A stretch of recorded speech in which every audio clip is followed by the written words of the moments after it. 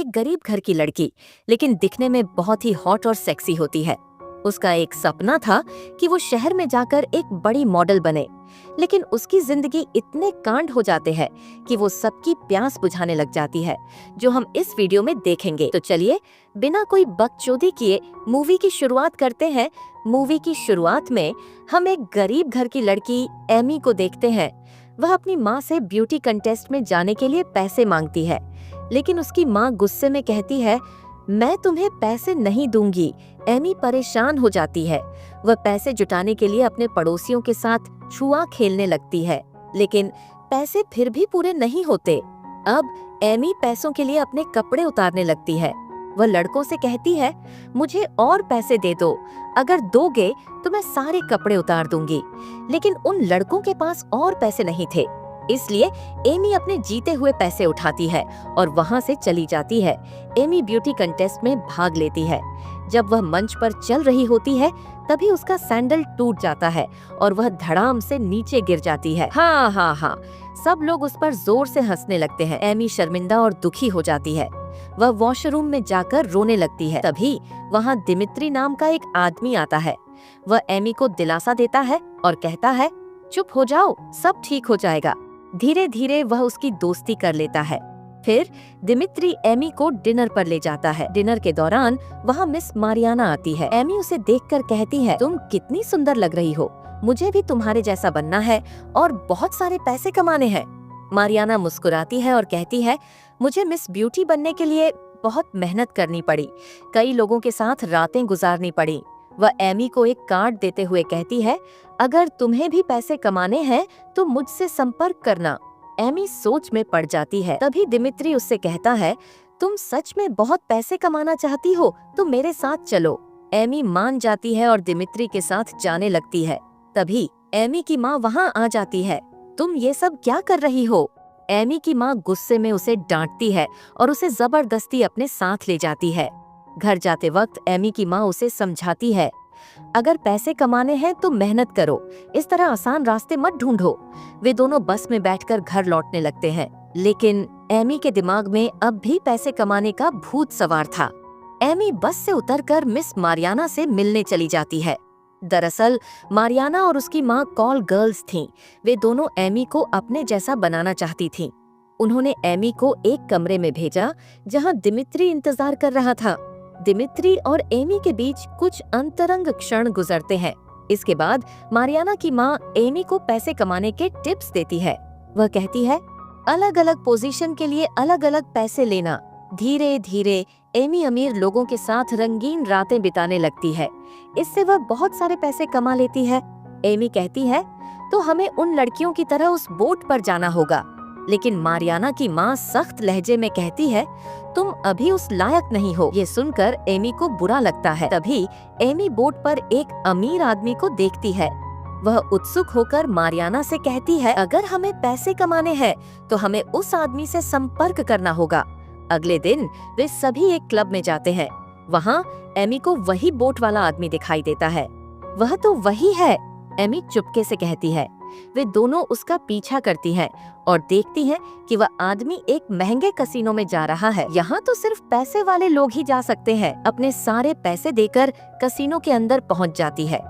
वहाँ वह उस आदमी सैम के साथ गेम खेलने लगती है। सैम मुस्कुराते हुए कहता है, क्या दांव लगाओगी? एमी आत्मविश्वास से कहती है, अगर मैं हार गई तो तुम एक रात के लिए मारियाना के साथ सो सकते हो। लेकिन एमी हार जाती है और वहाँ से चुपचाप चली जाती है। अगले दिन मारियाना सैम के साथ रात बिताकर लौटती है। यह क्या किया तुमने? मारियाना की माँ गुस्से में चिल्लाती है। एमी ने जुए में सारे पैसे क्यों गंवा दिए? लेकिन एमी ने यह सब जानबूझकर किया था। वह सैम के साथ डील करना चाहती थी। अगले दिन जब वे होटल छोड़ने की तैयारी कर रही थी, तब होटल का मैनेजर एमी से कहता है, सैम आपसे मिलना चाहते हैं। वे तीनों सैम से मिलने जाती हैं। सैम मारियाना की माँ की ओर देखकर कुछ नहीं कहता। तब एमी सैम से पूछती है, मारियाना के साथ तुम्हारी रात कैसी रही? सैम मुस्कुराकर जवाब देता है, बहुत मजा आया। फिर वह कहता है, मैं अमीर लोगों के लिए लड़कियां ढूंढता हूँ, अगर तुम इसमें मेरी मदद करोगी तो तुम्हें बहुत पैसे मिलेंगे। यह कहकर सैम वहाँ से चला जाता है। अगले दिन एमी, मारियाना और उसकी माँ लड़कियों का इंतजाम करने लगती है, लेकिन वे लड़कियां ऐसी थीं कि किसी का भी दिल उन पर नहीं आए। ये सब लड़कियां बेकार है, एमी गुस्से में कहती है। तभी मारियाना खुशी से बताती है, मैगजीन के फ्रंट पेज के लिए मेरा सिलेक्शन हो गया है। इसके बाद एमी और मारियाना फोटोशूट के लिए जाती है। वहीं एमी को एक किताब मिलती है जिसमें मॉडल्स और टीवी एक्ट्रेसेस के नंबर लिखे होते हैं। यह काम आ सकता है, एमी सोचती है। एमी उन सभी को इंटरव्यू के लिए कॉल कर देती है। अगले दिन वह सभी लड़कियों का इंटरव्यू लेने लगती है। वह उन्हें सिखाने लगती है कि मर्दों को कैसे आकर्षित करना है। ये सब चल ही रहा था कि तभी वहाँ एमी की माँ आ जाती है। यह क्या हो रहा है? उनकी आवाज से गुस्सा साफ झलकता है। कुछ लड़कियां डरकर वहाँ से भाग जाती है। एमी अपनी माँ को देखती है और बाहर आकर उन्हें समझाने की कोशिश करती है। माँ, मेरी बात सुनो। लेकिन उसकी माँ गुस्से में कहती है, मुझे तुम्हारी कोई बात नहीं सुननी। इस पर एमी गुस्से में चिल्लाती है, आपने भी तो कई बार अपने बॉस के साथ सोया था।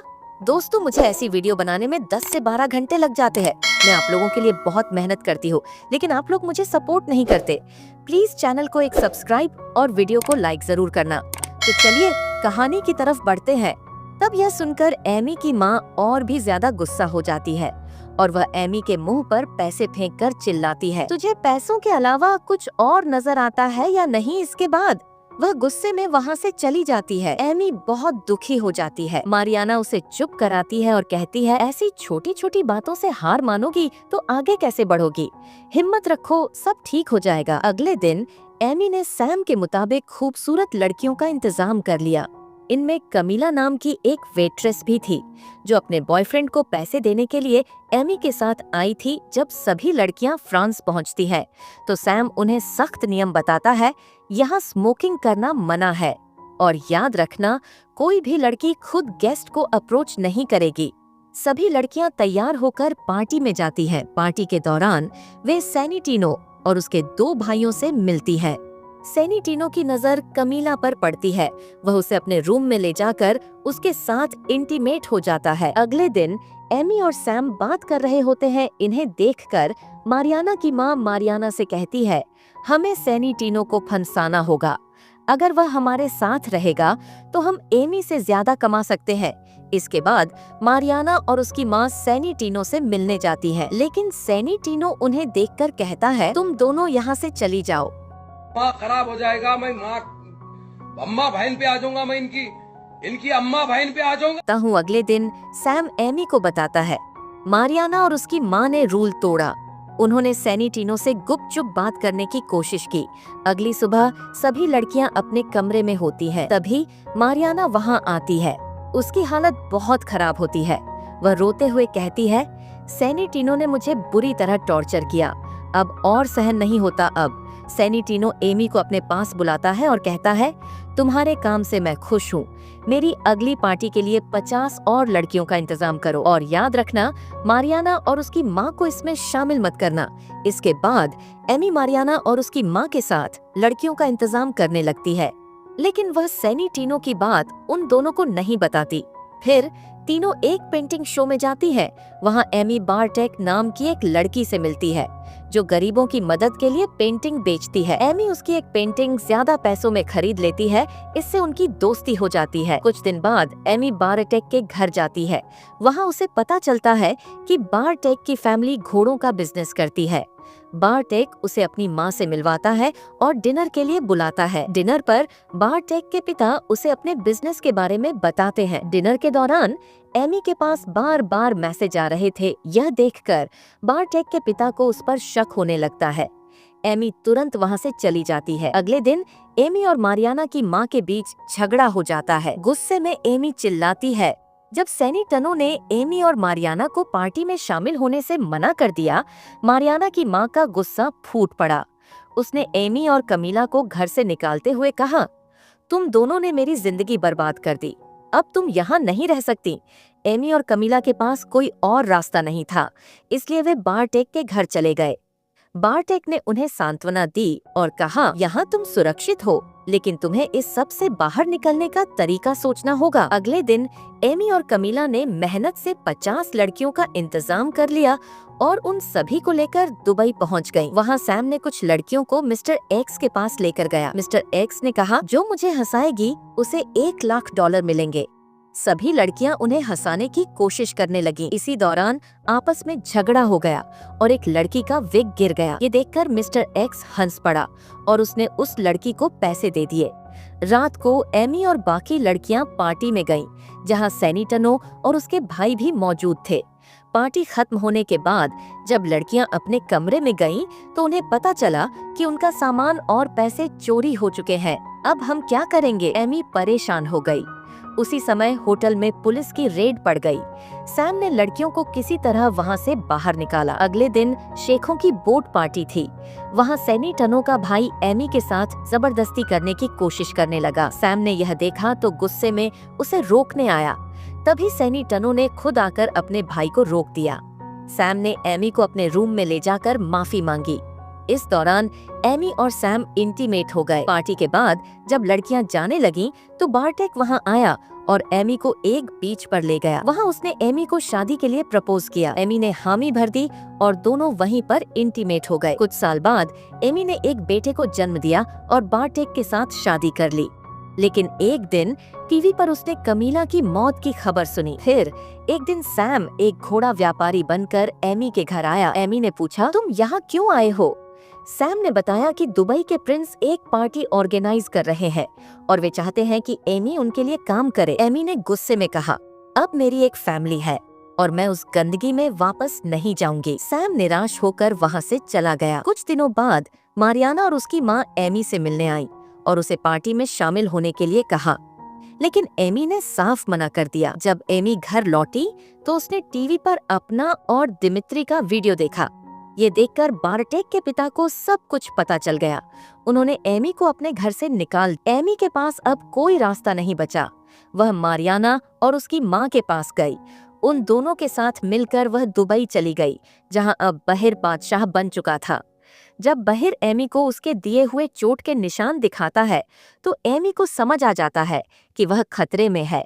वह जल्दी से मारियाना और उसकी माँ के पास जाकर कहती है, हमें यहाँ से तुरंत निकलना होगा। लेकिन मारियाना की माँ ठंडे स्वर में जवाब देती है, हमें सब पता है कि सैनी टनो मर चुका है। बहिर अब यहाँ का बादशाह है और उसी के कहने पर हमने तुम्हें यहाँ बुलाया था। ये सुनकर एमी को गहरा झटका लगता है।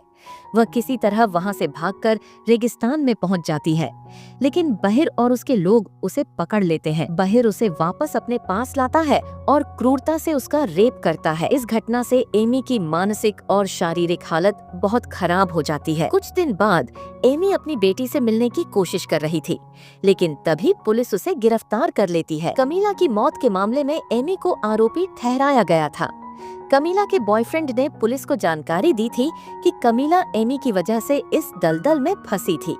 इस सब के बाद एमी को जेल हो जाती है। कई सालों बाद जब एमी जेल से रिहा होती है, तो उसका जीवन पूरी तरह बदल चुका होता है। अब वह अपनी माँ के छोटे से शॉप में काम करने लगती है। कोशिश करती है कि अपना अतीत भूलकर एक सामान्य जिंदगी जी सके। कहानी से सीख, जब हम केवल पैसे या ताकत के पीछे भागते हैं, तो अक्सर हम अपने जीवन और आत्मसम्मान को दांव पर लगा देते हैं। एमी का गलत फैसलों और लालच की वजह से जीवन बर्बाद हो गया और मूवी यही खत्म हो जाती है। दोस्तों, अगर आपको ये वीडियो पसंद आई हो तो चैनल को सब्सक्राइब करना न भूलें। ऐसी और भी वीडियो देखने के लिए चैनल को चेक करते रहें।